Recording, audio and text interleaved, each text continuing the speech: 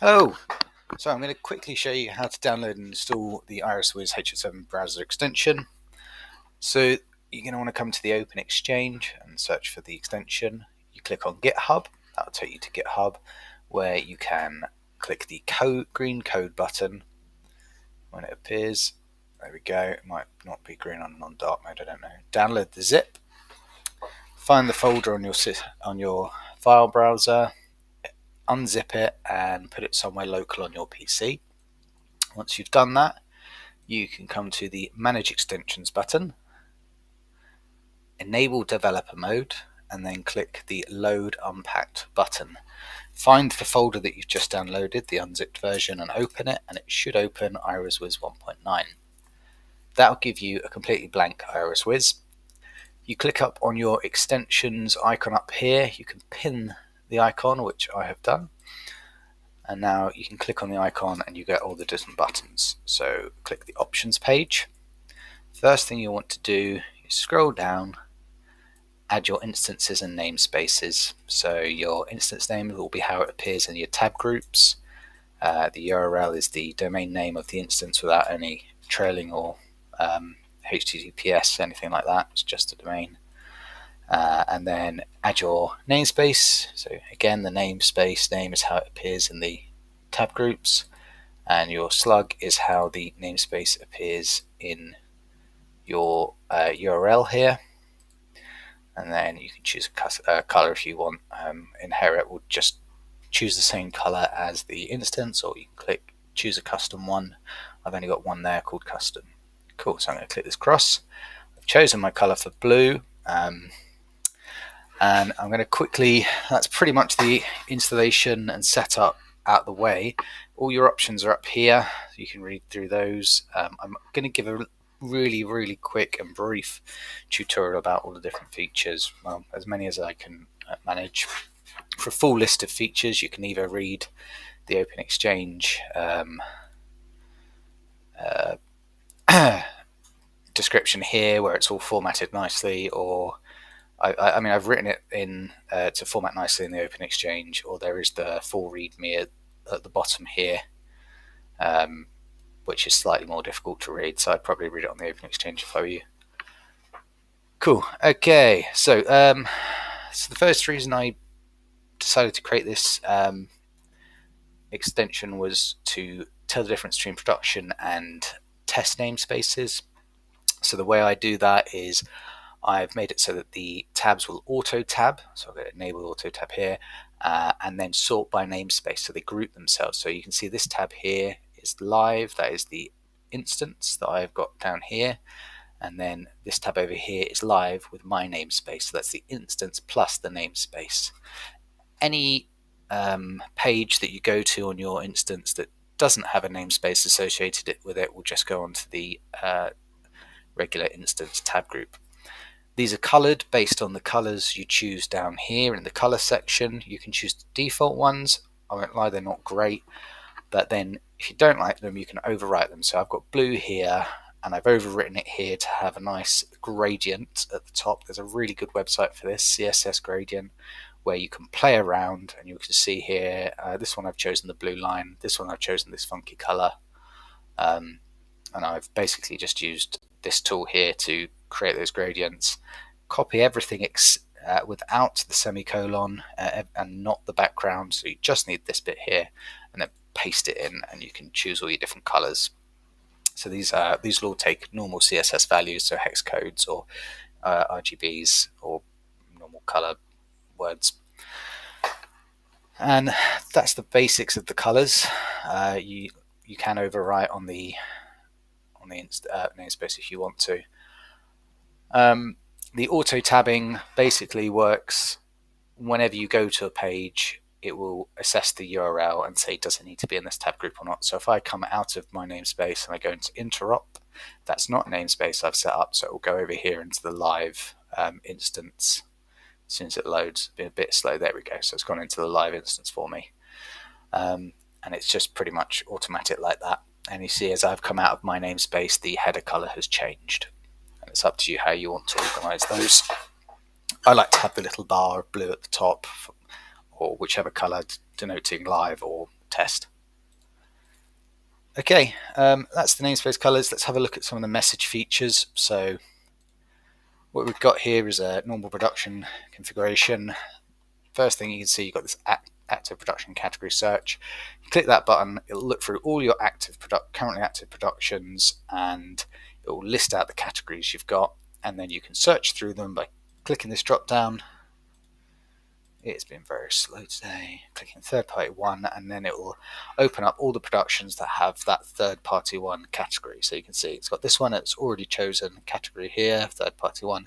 Really useful if you want to categorize all of your business components by ones that you look after. You put your name in there, and then you can choose your name, and then you can see all of them at the same time. If you don't want to see one, you can click the cross here, and that will close it out. Clicking all should show everything. And if you want it to go back to normal, just refresh the page. If we come into the messages section, so I'm in the message viewer here, click search. I have a search history here which saves all your previous searches, up to about 10.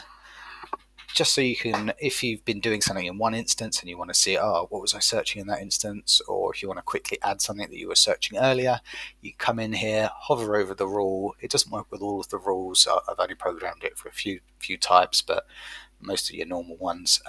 Click on that rule and it will automatically add it to the extended criteria here, and it won't search for you, but you can click search there. So that's a pretty neat feature. If you've accidentally got anything in here you don't want to see again, you can just click the cross button there and it won't appear again. That's deleted. It's all stored locally, so yeah, it's just on your device. So the next thing we've got here, we've got a share search. This works by saving the search, and then you can share that with a colleague. They can go to that URL, and it will ask you if you want to delete them. The reason I've done that is because I didn't want to fill your saved searches up with randomly saved searches. So I'm going to click yes, I want to delete it because I don't want to keep this here. But it will open it before it deletes it. So then you've shared it with someone, it's a one-off share, and that's that. If you want to stop it, prevent it from deleting it, you can click no, then change the name so it doesn't prefix with ZZL. I'd just get rid of this out of the URL. So the next section we got on this page is the selected messages tab. You'll notice that is new. So if I click these ticks, tick, tick, tick, you'll notice over here we've got 3 messages added, and you can see them all side by side. You can compare them and use the Iris WHIZ buttons here, but I think in this particular instance, because the screen's so small, I would, once you've got all your messages together, I would click the copy share link and paste it into the browser. So this share link, oh, and by the way, these will all stay here. So if you then do another search, you can do another search, add more messages to this, and then copy the share link. So copy the share link, go here, and then you can assess your messages using all the different features here. I'm going to open split screen view, so click the green button to put it onto the other side. If I click it again, it will close the split screen view. It does put the message to the bottom, but I'm going to open it for split screen view just for the second. If you find it mismatches like this, you can just give this a little wiggle and it should, oh, maybe it won't. Oh, there we go. Yeah, and it aligns the tops of the messages. Cool. So we've got wrap rows button, which wraps all the rows instead of letting them go off the screen. Minimize all, just what it says on the tin. Reopen, close, so you can close them, and if you want to open them again, you can click that button. You've got search schema, so at the moment I can click this button and it'll expand all the schema for all of these messages. This schema mode is set to known, so it's only using what is currently in the title of these links. So 2 encoding characters there. It's just, you can see it's just taken that, and it puts the value next to it, and then you can search based on the schema or the value. So if I type in the encoding character, let's try that. I don't know if this will work. That did not like that, did it? Oh, it's just being slow. Was replaced with a lamp. That's interesting. Anyway, 2024, so it should just hide all the rows that don't have 2024 in it. Ideal. And then just get rid of that. Close it by pressing enter when the search bar is empty. The second schema mode is full. I'm not going to click search schema on that. You can do, but it will open every single row with the schema that is located at the URL as if you were to click on here. And let me show you what I mean. If I click on this, it'll go and get the schema, and then you've got the full table worth of schema here. Anything with a link you can click and it will drop down that as well. I'm going to unclick that one. You can do code tables over here. So that's that one. You can also, you can click on these buttons down here and that'll open the schema. If I switch back to known, I've added a search bar on that one just in case you wanted to search as well. So there you go. So that's the schema mode. You've got search segments. You click that. If I type OBX, it will show me all the OBX segments. So this message on the right doesn't have any. This one has loads.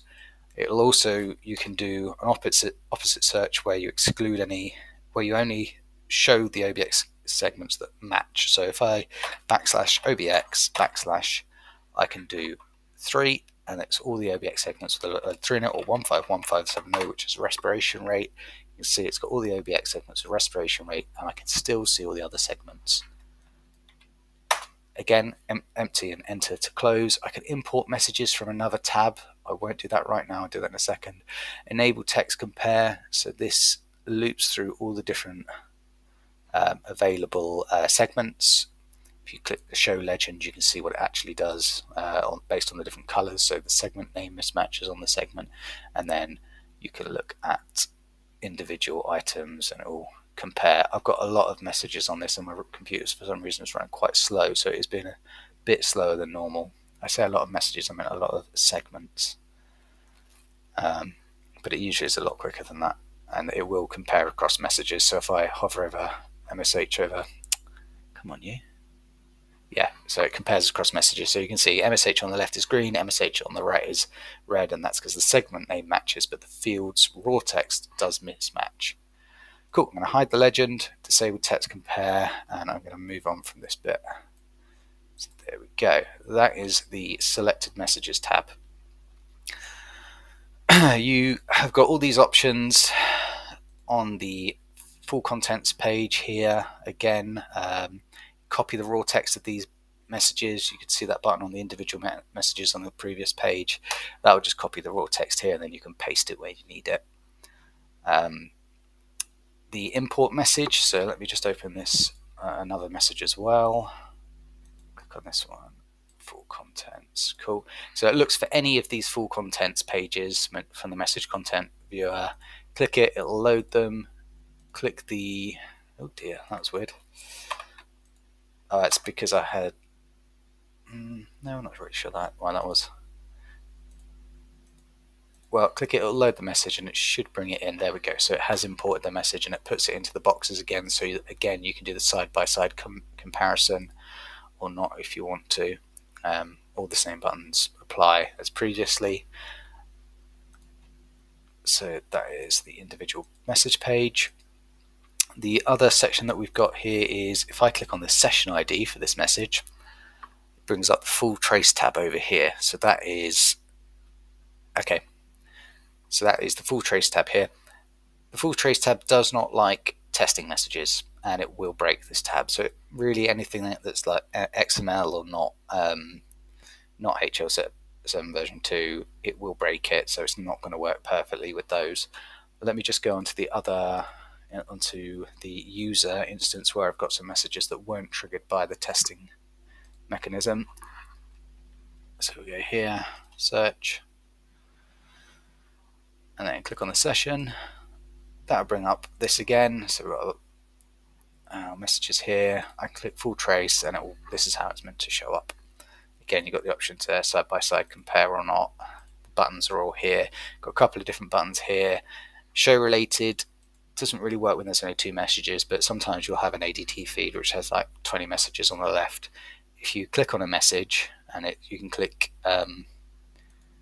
and it'll highlight on each message, but you click on a message and click show related, it'll actually highlight the message in the left hand side, and on the right hand side in the full trace tab it'll hide any messages that aren't related to in that red line. So that's directly related. So if the end is on the same line as the start, and or vice versa, forwards and backwards. Cool. And that's that section. I think that's pretty much it. There is another feature here. So you see here the title of the page says Message Content Viewer. If I was doing some kind of investigation, I might want to change that. So I've got an update page title and save page URL button here. I'm going to call this test and click OK.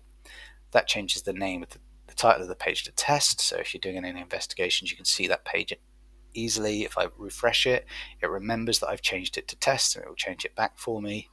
And it also saves it in the saved page titles section down here.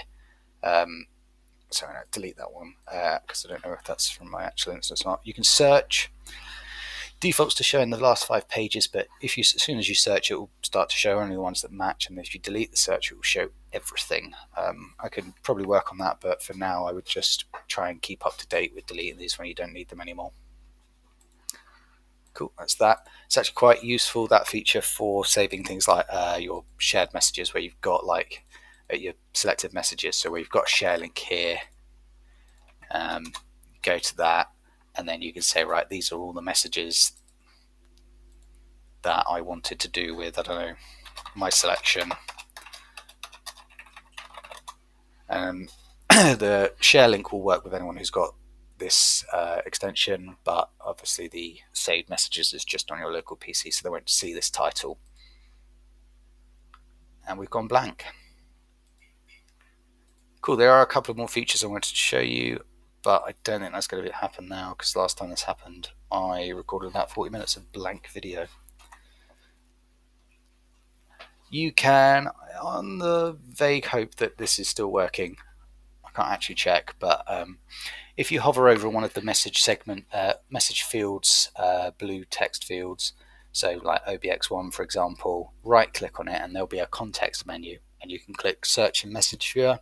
That'll open up the message viewer page and automatically put in that particular item as an extended criteria, and then you can search for that item. It does automatically put in a start time of today, just so that you don't